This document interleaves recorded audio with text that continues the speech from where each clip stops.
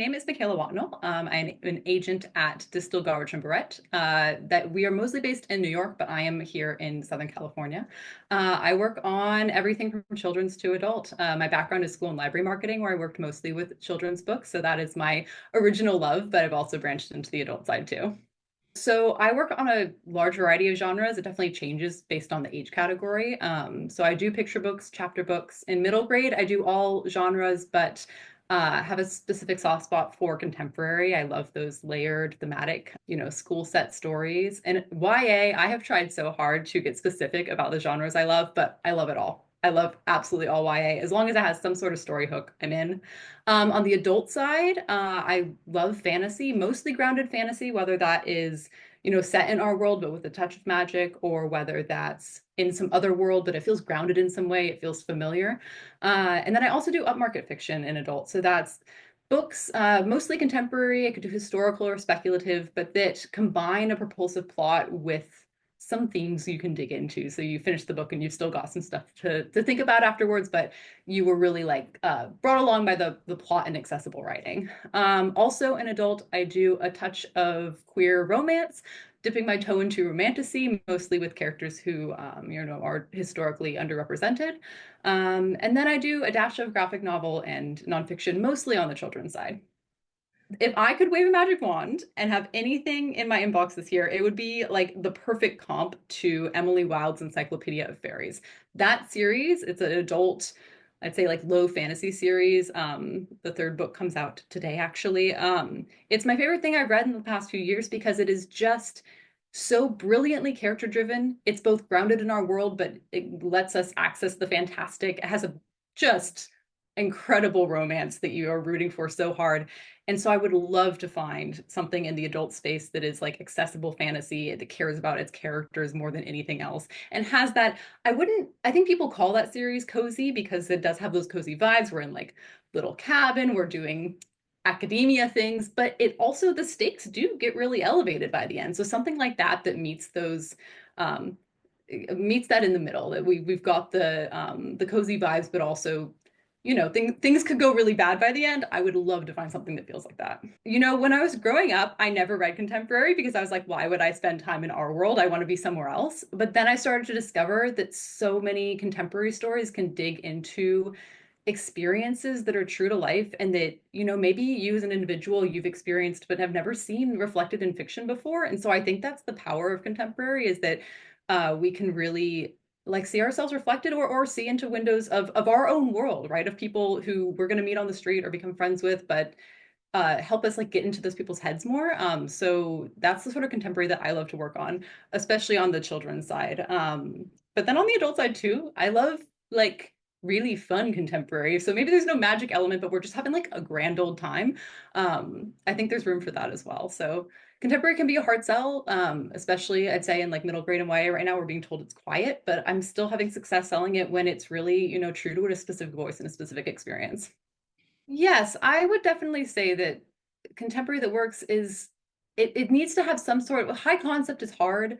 I think that contemporary that works has some kind of hook, even if it's a quiet hook, right? Even if the hook is a specific problem at school or problem with family that a character is dealing with. I always think about stakes, and I once got asked a question, like what stakes are too low stakes or what stakes are too high stakes. And to me, stakes are not about, well, it has to be so high that the end of the world is going to happen if you don't succeed, right? But it needs to just feel like the end of the world to the character. So that can be, we need to actually save the world, or that can be, I have to pass this math test at the end of the week, or else everything's going to fall apart. And so as long as you can make the stakes for the character be relatable and understandable and feel important and understand what the impact is on that character, then kind of any true to life, even quiet feeling story can feel incredibly high stakes. I love so much about this job. Like, it really feels like it was made for me. As soon as I found out about being a literary agent when I was in college, like, I couldn't see another career path for myself. Like, I had actual panic attacks in college because I was like, surely there's other routes I should try. And nothing occurred because like this is such a, all of my passions and I think my skill sets like meet in this job. But the thing I love the absolute most about being a literary agent is reading my client's manuscript, writing up my notes, and then getting on a call with them afterwards and just talking craft. It's so fun because the creative energy that can happen on those calls, I love talking about the story, and then I love like tossing out a like semi good note to my client and having them come back to me with like the world's best idea. It just feels unbelievable. And then getting to like champion the books that I love, which I do anyways with books that I read and enjoy, but getting to like work one-on-one with clients and be that like first stop champion for them and get to watch that book along its entire journey is just like completely irreplaceable. I recently placed a book that the client and I had been working on together for like 2.5 years.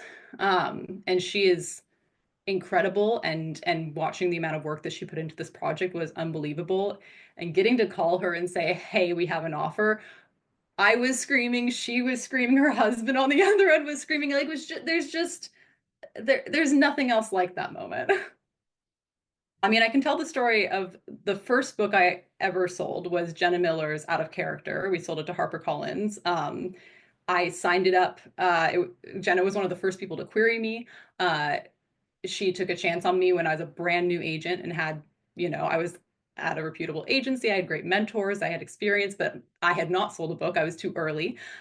She said, "That's okay. Let's work together anyways." We vibed. We had good connection on the book. I loved so much about what that book was about. It's like a fat positive, sapphic love story about a girl who copes with her, real world troubles by role playing with friends online who she's never met. And over the course of the book, she falls for her online bestie. It's so cute.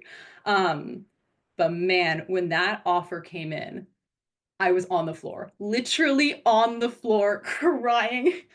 I was working from home at the time, so my partner came in from the other room, was like, "What is going on?" I was like, "I have to call Jenna." And we had just the most like joyous phone call because it was such a success for both of us. For me, it was this validation of like, okay, I'm on the right path. I know what I'm doing.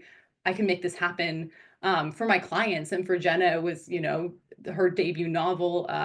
And I just felt so grateful she put that trust into me and that we'd been on that journey together, and getting to work with her still now on her subsequent projects is just such a joy. But yeah, that I always just think about myself on the floor under my desk because that was the emotion was like completely overwhelming. Yeah, it was awesome. Something I love about this job is that despite there always being a problem and always being reasons for people to be upset about something that's going on, because everyone has ups and downs in their careers, and as agents we're always helping navigate those. Something I love though is that there are so many moments of celebration. There are so many like milestones along the path to publication. Even if it's just turning in an edit and then getting to celebrate with your client because they've turned in a hard edit, from that to announcing book deals to the cover reveal, all of that is just this like little spark of joy that I think in other jobs and other careers you don't actually get to have as many of those little like celebratory days. So that's something I love about this job. What is your number one tip for writers? Oh my gosh. It's so hard. I want to encompass all the wisdom of the universe, but I think the tip that I come back to for writers the most is to lean into specificity. And that is something that I tell people about when we talk about queries, when we talk about manuscripts. Um, Thinking about what makes your story specific and also how you can bring more specificity to your work. Um, and that can be looking at elements of your work that make it unique and turning up the dial on them. That's advice I give to my clients all the time. Usually, when I sign something, my main notes to clients are, here's what's working for me and let's do more of that. But also looking at, where your expertise, your personality, your experiences can inform a manuscript, and thinking about, what are the stories that only you can tell, and how can you like lean in harder than you already are to that. An example I would say is a book I sold for a client recently called All We Hunger For, which is not a book where the client has very specific identities and experiences and wrote that into the book. It's a fun YA fantasy that we're calling like Great British Bake Off meets YA fantasy plus like murder. It's very fun. And it came about in a way because my client got super into baking. Like she just, that became a hobby of hers. And then she realized she could infuse that into a story, that she was passionate about for many different reasons.